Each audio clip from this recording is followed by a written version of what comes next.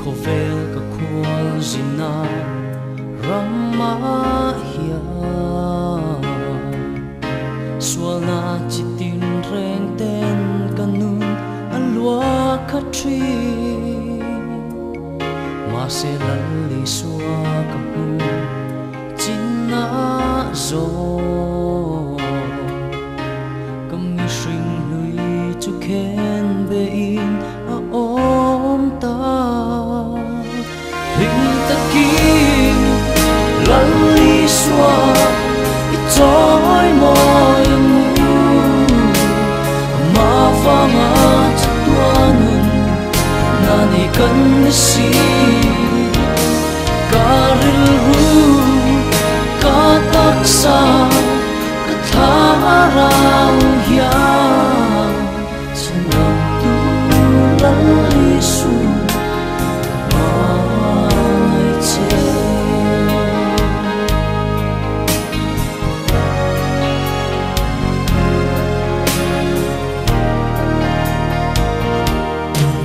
suana to Krishna ta kanu doran len tlen na te chu lo sang trin ma se ka thei na zong ne lal rom bol hi ka du than na sang be lo ni to zok si ring ta ki lalli swa i toy moi mu ma fanga tuanun na ni kan si karil ru ka taksa ka tharau ya sanam tu lalli su